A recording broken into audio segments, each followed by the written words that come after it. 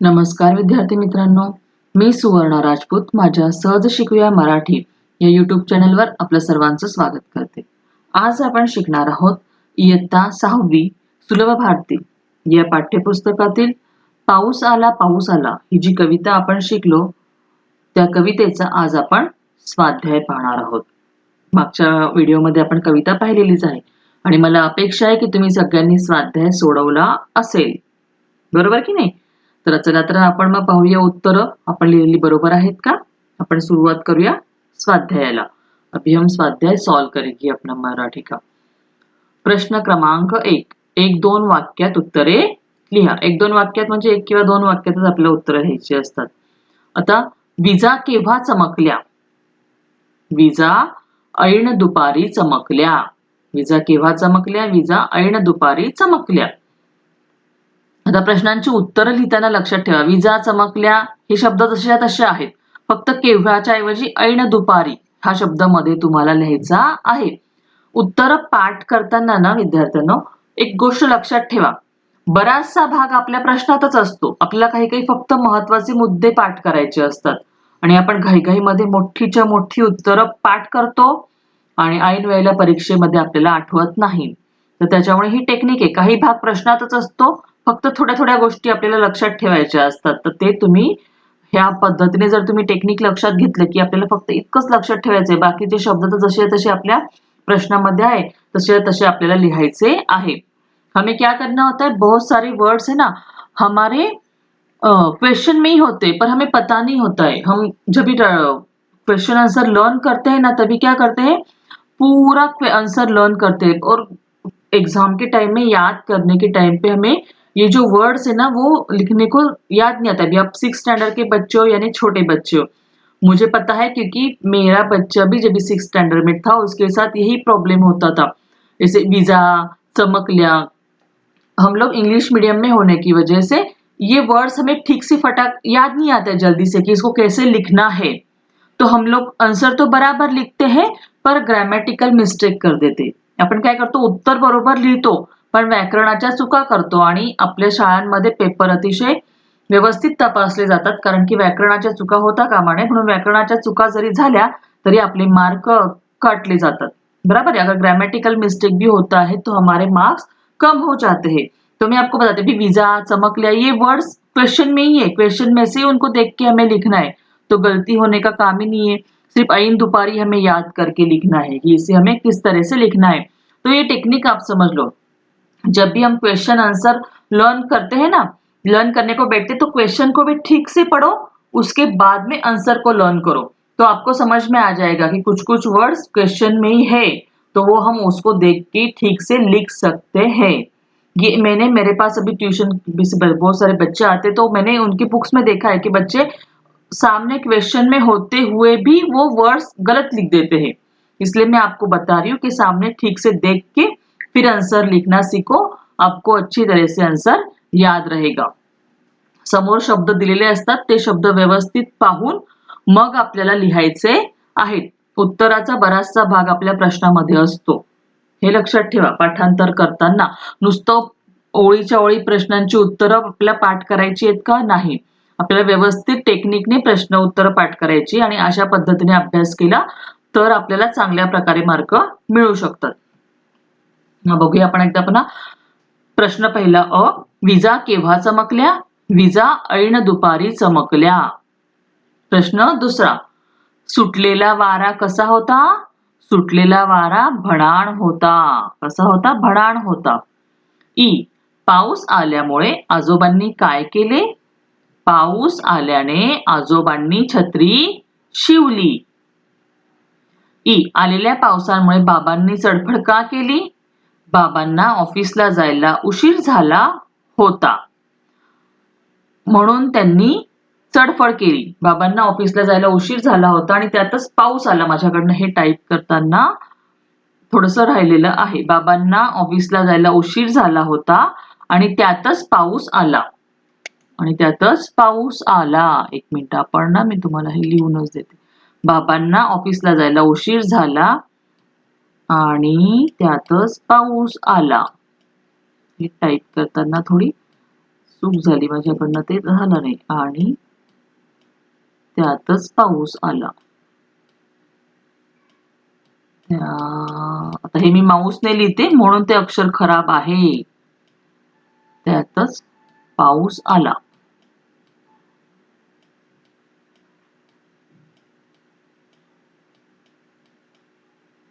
आला म्हणून त्यांनी चडफड केली. आधीच त्यांना उशीर, आता आला हा शब्द तुम्ही नीट लिहून घ्या. हे कुठे लिहायचंय आपल्याला? बाबांना ऑफिसला जायला उशीर झाला.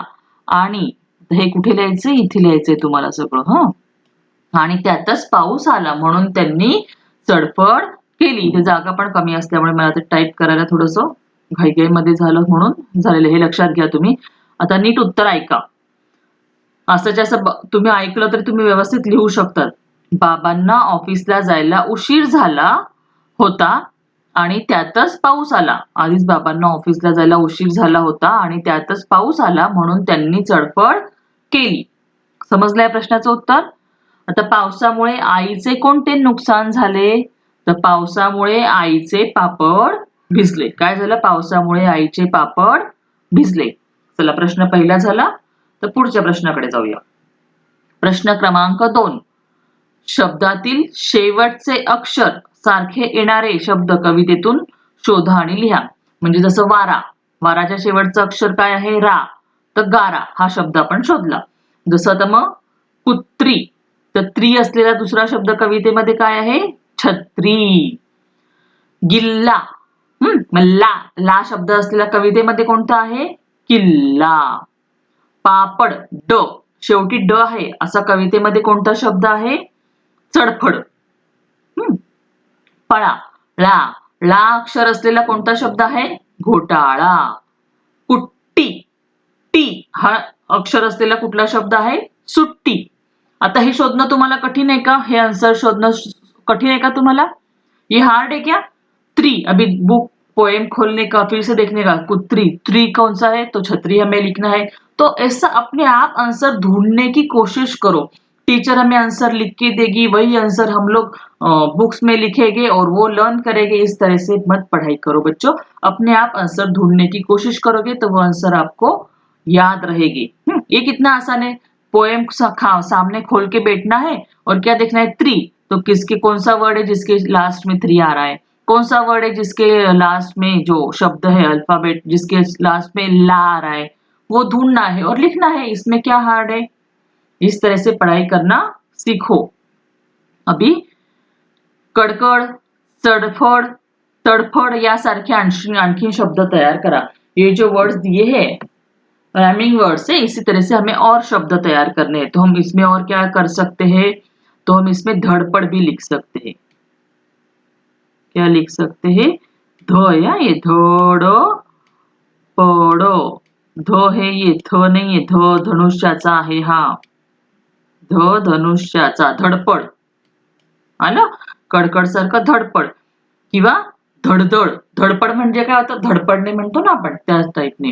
किंवा धडधड, हृदयाची धडधड वाढते ना आपल्या. आता इथे पुन्हा ध धनुष्याचा आहे. ध ड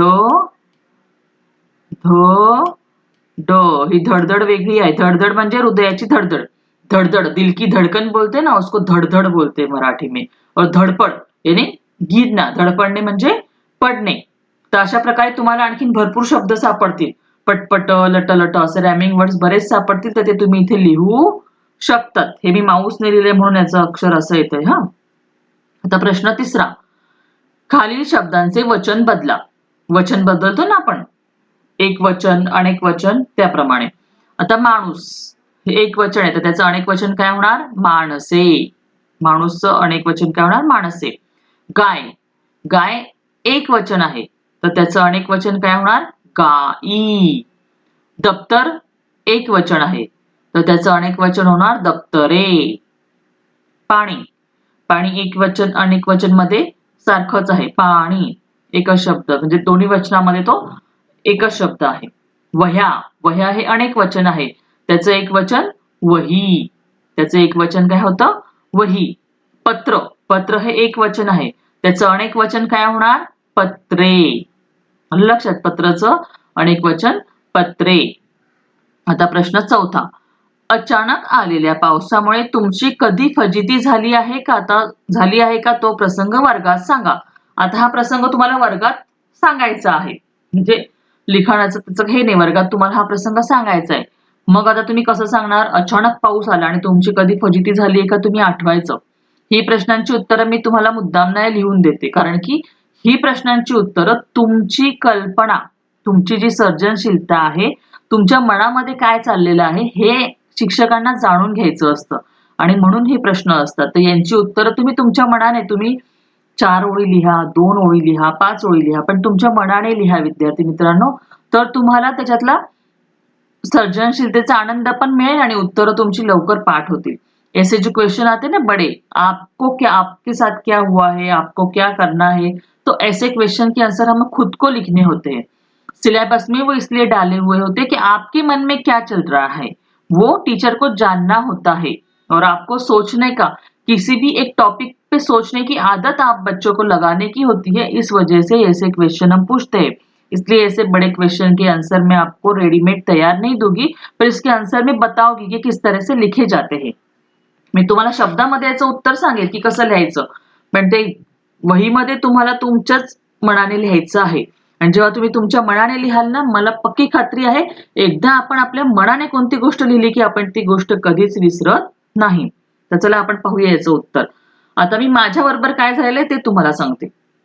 अचानक आलेल्या पावसामुळे तुमची कधी फजिती झाली आहे का तो प्रसंग वर्गात सांगा. तो हो, अचानक आलेल्या पावसामुळे माझी एकदा फजिती झाली होती. मला आईने सांगितलं होतं की शाळेत जाताना छत्री घेऊन जा, पाऊस येईल. पण मी आईचं ऐकलं नाही आणि छत्री न घेताच शाळेला गेली. आणि शाळा सुटायच्या वेळेला आभाळ खूप भरून आलं आणि जोरात विजा चमकायला लागल्या आणि रस्त्यात मी चालत असतानाच अचानक पाऊस सुरू झाला. आणि अचानक जोरात पाऊस सुरू झाल्यामुळे मी तर लगेच भिजली आणि मला कुठे उभं राहायला आडोसा पण नव्हता. आडोसा नसल्यामुळे मला तसंच भिजत भिजत चालत यावं लागलं. आणि पाऊस खूप जोरात असल्यामुळे रस्त्याच्या खड्ड्यांमध्ये पाणी साचलं होतं आणि माझ्या शेजारून एक रिक्षा इतक्या जोरात गेली की त्या खड्ड्यातलं सगळं चिखलाचं पाणी माझ्या अंगावरती उडालं. आणि जो व्हाईट कलरचा शाळेचा युनिफॉर्म होता तो सगळा माझा मळला, खराब झाला आणि मी तसंच चिखलाने भिजलेल्या कपड्यांनी घरी आली. आणि मग घरी आल्यावर आईचा मार तर खावा लागला, कारण आईने सांगितलं होतं छत्री घेऊन जा आणि मी नेली नव्हती. अशी माझी झाली होती फजिती अचानक आलेल्या पावसामुळे. आलं तुमच्या लक्षात कसं उत्तर आपल्याला लिहायचंय ते? आपल्या बरोबर काय घडलं ते आपल्या शब्दात मांडा बिंदास. जो हमारे साथ हुआ है ना, अपने वर्ड्स में लिखने की कोशिश करो. अगर कुछ वर्ड्स नहीं समझ में आ रहे तो अपने मम्मी पापा से पूछो, या अगर आपको नहीं समझ में आ रहा है तो आप मुझे कमेंट बॉक्स में डाल दो. ये सेंटेंस कैसे तैयार करें हम लोग, तो मैं आपको जरूर बताऊंगी, पर खुद से लिखने की कोशिश करो. लक्षात आलं तुमचं? तुम्हाला मी पुन्हा एकदा शब्दामध्ये सांगून देते कसं लिहायचं ते. अचानक आलेल्या पावसामुळे माझी फजिती झाली होती.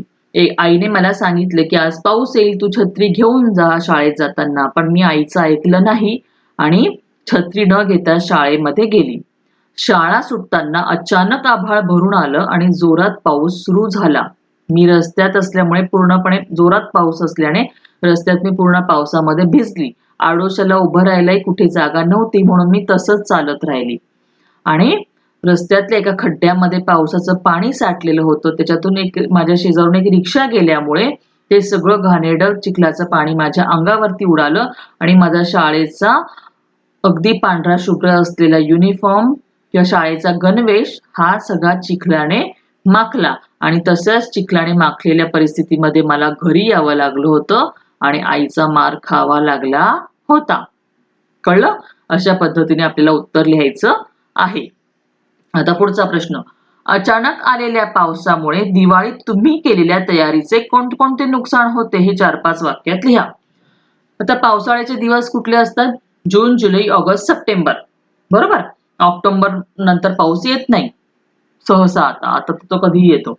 तर पाऊस येत नाही आणि मग दिवाळी असते त्यावेळेला ऑक्टोबर नोव्हेंबर मध्ये. तेव्हा आता ह्या वर्षी 2019 ची जी दिवाळी झाली, तर दिवाळीच्या दिवशी आमच्याकडे जळगावला तरी खूप मोठ्या प्रमाणामध्ये पाऊस होता. आम्हाला दिवाळी साजरीच नाही करता आली. बरोबर आहे? तुम्ही इथले असतील, तुमच्याकडे जर दिवाळीच्या दिवशी पाऊस आला असेल तर तुम्हाला आठवत असेल की अरे आपली किती फजिती झाली होती. तर तेच आपल्याला इथे लिहायचंय. आता बघा, आम्ही पाऊस ऐन दिवाळीच्या दिवशी पाऊस होता.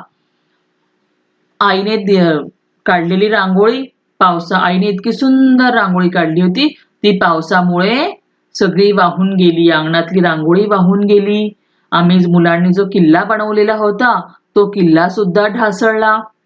फटाके सुद्धा आम्हाला पाऊस असल्यामुळे फटाके सुद्धा आम्हाला वाजवता आले नाही. फटाके आम्हाला फोडता आले नाही.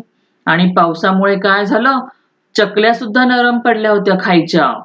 अशा प्रकारे आपल्याला लिहायचे, जे जे अनुभव आपल्याला आलेले असतात ना, तेच आपल्याला लिहायचे आहेत. आता बघा कसं उत्तर लिहिणार आपण. अचानक आलेल्या पावसामुळे दिवाळीत तुम्ही केलेल्या तयारीचे कोणते नुकसान होते ते लिहा. अचानक आलेल्या पावसामुळे आईने अंगणात काढलेली सगळी रांगोळी वाहून गेली. त्याचप्रमाणे आम्ही जो किल्ला बनवला होता, तो किल्ला सुद्धा ढासळला. त्याच्यावरचे मावळे सुद्धा मातीचे होते, ते पण सगळे वितळून गेले, म्हणजे त्यांचा कलर निघून गेला. ऐन दिवाळीतल्या पावसामुळे आम्हाला फटाके वाजवता आले नाही. आणि पावसाच्या वातावरणामुळे फराळाच्या चकल्या सुद्धा नरम झाल्या, त्याचा कुरकुरीतपणा संपला, त्या सुद्धा खाता येत नव्हत्या. असं आमचं नुकसान झालं. लिहिता येईल की नहीं तुम्हाला आता हे वाक्य तुमच्या वहीमध्ये? इस तरह से आप लोग लिख सकते हो ना, क्या क्या हुआ? मम्मी ने जो रंगोली निकाली थी वो रंगोली मिट गई, हमने जो किला बनाया था वो किला गिर गया, बारिश की वजह से हम लोग फटाके नहीं फोड़ सके, और जो चकली बनाते हैं ना मम्मी फराळ में, वो बारिश का जो क्लाइमेट होता है उसकी वजह से वो नरम हो गई, उसके खाने को भी कुछ मजा नहीं आ रहा था. ऐसी चीजें हुई हमारे साथ. 2019 की जो दिवाळी हुई उस टाइम में तो सब ऐसा ही हुआ था.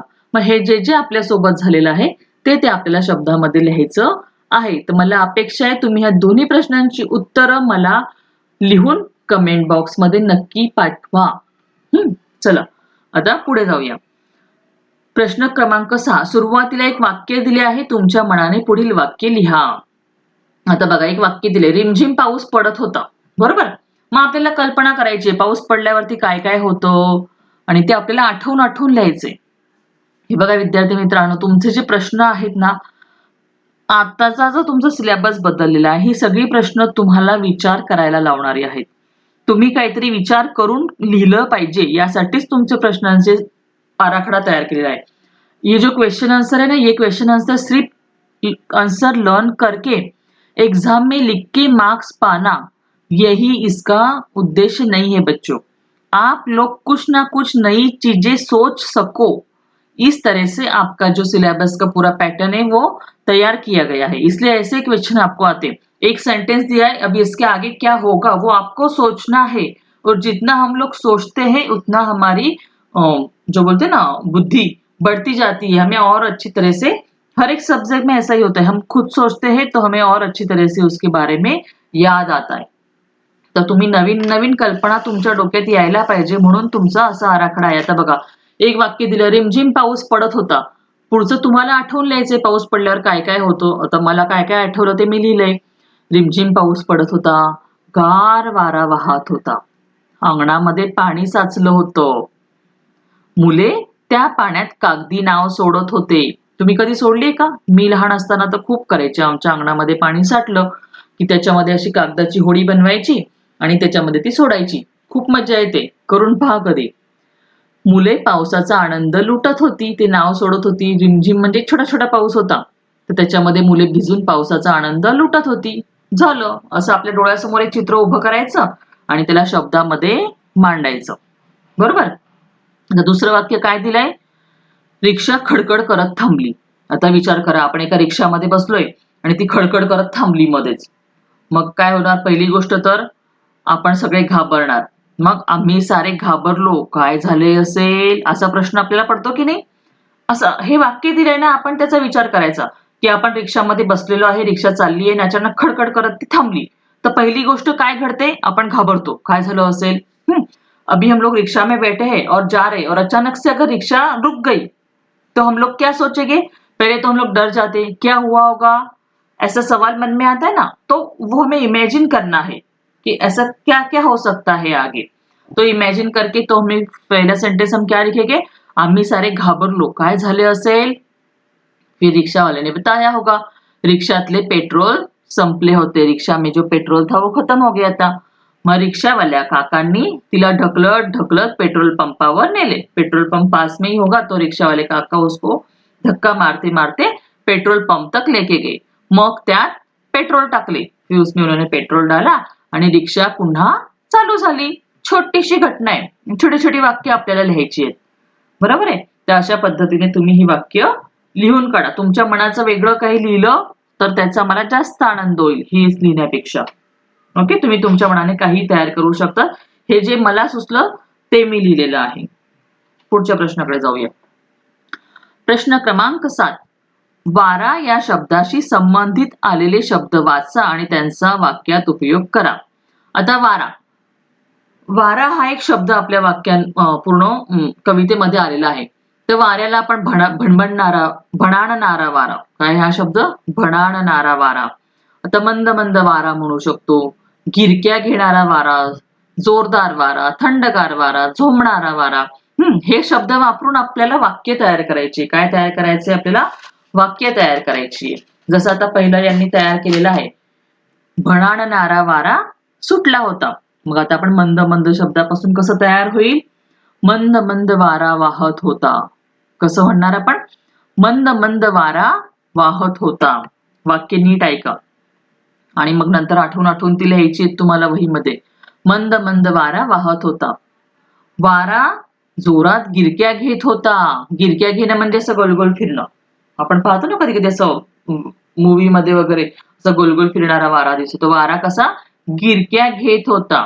वारा गिरक्या घेत होता म्हणजे वारा गोलगोल फिरत होता, गोल वाहत होता. वारा जोरदार वारा वाहत होता. कसं? जोरदार वारा वाहत होता असं आपण लिहू शकतो. थंडगार वारा सुटला होता. हे वाक्य बघा. थंडगार वारा सुटला होता. पुढचं झोंबणाऱ्या शब्दाचं. झोंबणारा वारा अंगावर येत होता. झोंबतो म्हणजे काय होतं? आपल्या अंगाला तो वारा गार लागतो. त्याला आपण झोंबणे म्हणतो. मग झोंबणारा वारा अंगावर येत होता. बरोबर. आता मी तुम्हाला पुन्हा एकदा सांगते. मंद मंद वारा वाहत होता. वारा जोरात गिरक्या घेत होता. जोरदार वारा वाहत होता. थंडगार वारा सुटला होता. झोंबणारा वारा अंगावर येत होता. झोंबणारा वारा अंगावर येत होता. तर असे हे वाऱ्याशी संबंधित हे विशेषण वापरून आपल्याला त्याचा वाक्यात उपयोग करायचा आहे. प्रश्न क्रमांक 8. पापड कशा कशापासून बनवले जातात याची माहिती आईला विचारून लिहा. किती छान प्रश्न आहे.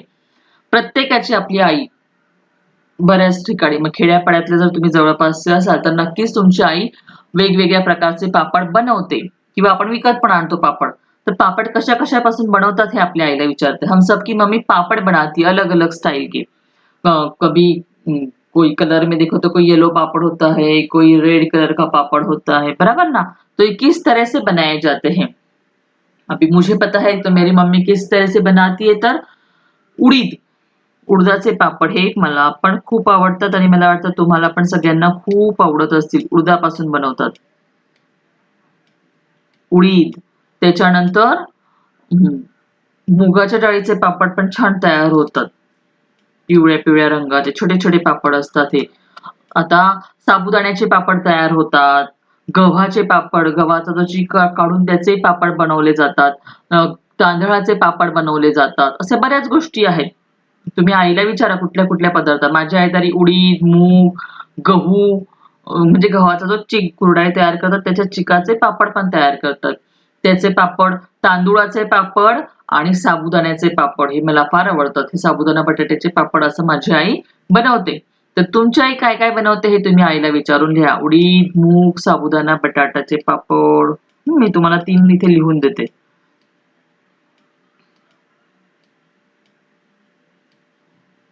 कोणी कोणी तांदळाचे वेगवेगळे प्रत्येक ठिकाणी वेगवेगळ्या प्रकारचे पापड बनवले जातात. माझी आई जे बनवते ते मी तुम्हाला सांगितले. तुम्ही तुमच्या आईला विचारून लिहा. उन्हाळ्यामध्ये आता प्रश्न पुढचा 9.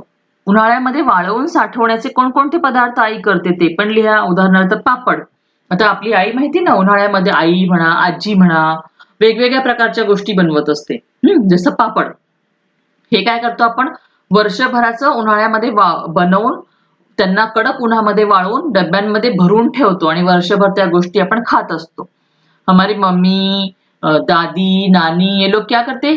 साल भर का धूप के टाइम में हम अप्रैल मई के टाइम में जब भी हम लोगों को छुट्टियां लगती ना कभी-कभी हमें भी भेजते। वो लोग पापड़ बेलते और हमें बोलते चलो सुखा दो या फिर बाहर अगर सुखाए होगे गाय आती है तो ध्यान रखो गई गई गाय उसको मुंह ना लगा दे तो हमें भी ड्यूटी लग जाती है बराबर है ना।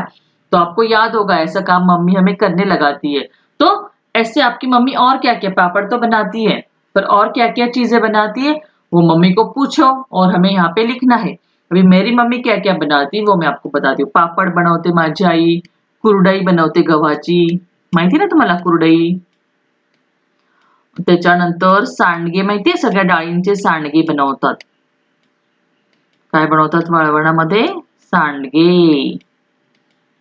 हा प्रकार इकडे सांडगे वगैरे जे आहे ना हे जळगाव वगैरे आपल्या खानदेशातल्या भागात आहेत। तुम्ही जर तिकडे कोकणातले वगैरे विद्यार्थी असाल तर हा प्रकार नाहीये सांडगे वगैरे नसतात। तिकडे आणखी वेगळ्या प्रकारचा बिबड्या बनवल्या जातात। आणि एक साबुदाण्याच्या चकल्या असतात। सॉरी बिबड्या हा शब्द नीट तुम्ही लिहून घ्या। साबुदाण्याच्या चकल्या हा साबुदाण्याच्या चकल्या प्रकार तिकडे म्हणजे इतर शहरांमध्ये पण म्हणजे प्रत्येक भागामध्ये वेगळ्या वेगळ्या प्रकारचे पदार्थ बनवले जातात। आता मी इकडे राहते म्हणून ह्या इकडचे पदार्थ मला माहिती आहेत। तर तुमच्याकडे अजून वेफर्स बटाट्याचे जे वेफर्स करतात ना चिप्स ते सुद्धा घरी बनवते आमची आई। आम्ही विकत आणून नाही असं खायचं। पूर्वीच्या काळात आमची आई असं आम्हाला गेलं आपण दुकानामध्ये चिप्सचं पाकिट आणलं असं आम्ही कधीच केलेलं नाही। आमची आई घरीच बनवून आम्हाला खायला द्यायची। कळलं? काय काय बनवते मग माझी आई तरी तुम्ही तुमच्या आईला विचारायचं। ही उत्तरं आपण आपली आपली तयार करून लिहायची आहेत। पापड, कुरडई, सांडगे, बिबड्या, बटाट्याचे वेफर्स असे पदार्थ बनवतात। तर तुम्ही पण काय काय बनवतात तुमच्या आईला विचारून आप भी आपकी मम्मी को पूछो क्या क्या बनाते हैं और ये सब यहाँ पे लिख दो। अगर हमारी मम्मी जॉब करती है तो दादी को पूछो नानी को पूछो कोई भी इसका आंसर दे देगी। आपको भी पता चल जाएगा और अलग अलग कौन से पदार्थ बनाए जाते हैं। हे पदार्थ आपण उन्हाळ्यामध्ये एकत्र बनवून ठेवतो आणि वर्षभर खात राहतो। आणि याची उत्तरं मला पाठवा हा म्हणजे मला कळेल तुम्ही कुठल्या कुठल्या विभागामध्ये काय काय बनवतात ते। की तुमची आई पापड कशा कशापासून बनवते आणि उन्हाळ्यामध्ये आणखीन वेगळे वेगळे कोणते कोणते पदार्थ बनवते हे मला नक्की सांगा कमेंटमध्ये। आता प्रश्न क्रमांक 10 पावसाळा सुरू होताच तुम्ही पावसापासून बचाव करण्यासाठी कोणकोणती पूर्वतयारी करतात? उदाहरणार्थ छत्री खरेदी करणे। आता बघा पावसाळा जून महिन्यामध्ये पावसाळा चालू होतो तर त्याच्या आधी आपल्याला काहीतरी तयारी करावी लागते। तर तुम्ही काय काय करतात पावसापासून बचाव करण्यासाठी? हा शब्द लक्षात घ्या। पावसापासून वाचण्यासाठी आपण काय काय करतो हे आपल्याला लिहायचं। जसं छत्री खरेदी करणं, लहान मुलं शाळेत जाण्याच्या अगोदर लहान मुलांना छत्री पकडता येत नाही त्या रेनकोट खरेदी करतात। काय करतात? रेनकोट खरेदी करतात। तुम्ही पण घेतात ना? रेनकोट खरेदी केला जातो अगोदरच्या अगोदर आपल्याला पावसापासून वाचण्यासाठी। त्यानंतर पावसाळ्याचे शूज वेगळे मिळतात। जे शूज आपण रेग्युलर वापरतो ते पावसाळ्यात नाही वापरले जात। पावसाळ्याचे जे वेगळे शूज असतात ते पण आपण विकत घेतो। पावसाळी चप्पल, पावसाळी शूज, पावसाळी आता हे टाइप करायला मला वेळ नव्हता म्हणून मी आता हे तुम्हाला लिहून देते। पावसाळी बुटं आपण खरेदी करतो, रेनकोट खरेदी करतो। त्याच्यानंतर आणखीन काय काय करतो? आता आमच्या घराला गॅलरी आहे। तर गॅलरीतून पाऊस आत नको यायला म्हणून आम्ही त्याच्यावरती प्लास्टिकची ताडपत्री लावतो, प्लास्टिकचा कागद लावतो। तर तुम्ही असं काय काय करतात ते तुम्ही लिहा। तुमच्या घरात तुम्ही काय काय करतात पावसापासून वाचण्यासाठी तर हे सगळं तुम्हाला लिहायचं आहे। छत्री खरेदी करणं, रेनकोट्स खरेदी करणं, पावसाळी बूट खरेदी करणं, आम्ही गॅलरीला प्लास्टिकचा कागद लावतो की आतमध्ये पाऊस यायला नाही पाहिजे। आणि माझी एक गंमत सांगू, मी जेव्हा लहान होते तेव्हा मी काय करायची, मी आहे ना एक प्लास्टिकची मोठी पिशवी घ्यायची जी माझ्या दप्तरामध्ये ठेवायची आणि पूर्ण पावसाळ्याचे 4 महिने मी दप्तरात ती पिशवी आणि त्या पिशवीमध्ये माझे नोटबुक्स आणि टेक्स्टबुक वह्या पुस्तकं त्या प्लास्टिकच्या पिशवीमध्ये ठेवायची। म्हणजे मग मी शाळेत जाताना जरी ओली झाली तरी सुद्धा पावसात माझं दप्तर ओलं झालं तरी आतली माझी वह्या पुस्तकं ओली व्हायची नाहीत. मैं क्या करती थी, जब मैं स्कूल में जाती थी ना, अपना बैग होता है ना स्कूल बैग, तो स्कूल बैग के अंदर एक प्लास्टिक की थैली डाल देती थी और उसके अंदर मेरी नोटबुक और टेक्स्ट बुक रखती थी, क्योंकि मैं अगर मुझे बारिश में भीगना पसंद था, मैं बारिश में भीगी भी तो मेरा स्कूल बैग गीला होता था, पर बैग के अंदर के जो नोटबुक थे और टेक्स्ट बुक थे वो कभी गीले नहीं होते थे। तो ये भी मेरी तैयारी होती थी, एक बड़ा सा थैला ढूंढने का प्लास्टिक का और मेरे स्कूल बैग में 4 महीने के लिए रखने का। तो ऐसे अलग अलग चीजें हम लोग करते रहते। ये मैंने आपको एक मजाक में एक बात बताई कि हमें पुरानी यादें बराबर वो याद आ जाती कि हम लोग क्या क्या करते हैं बारिश के दिनों में। तो इस तरह से हमें क्वेश्चन के आंसर्स लिखने हैं। आलं तुमच्या लक्षात? हे पावसाळी बुट हा शब्द नीट घ्या, तुला इरेज करून टाकते, नाही तर तो तोंडीच तुम्ही लिहा, नाही तर तुम्ही परत ग्रॅमॅटिकल मिस्टेक कराल लिहायला. पावसाळी बुट खरेदी करतो, रेनकोट खरेदी करतो आपण, आणखीन काय काय करतात तुम्ही तुमच्या घरामध्ये ते आपल्याला लिहायचं आहे. आलं लक्षात सगळ्यांचं? प्रश्नांची उत्तरं सगळ्यांच्या लक्षात आलेली आहे.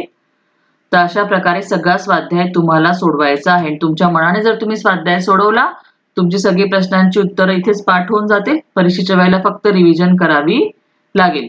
आता उपक्रम काय? पावसाची गाणी मिळवा आणि वर्गात सादर करा. पावसाची गाणी शोधा कोणती कोणती आहेत आणि वर्गामध्ये म्हणून. आता सध्या वर्गात नाही जाता येणार आहे आपल्याला, कारण लॉकडाऊन आहे. पण जेव्हा कधी जाल तेव्हा.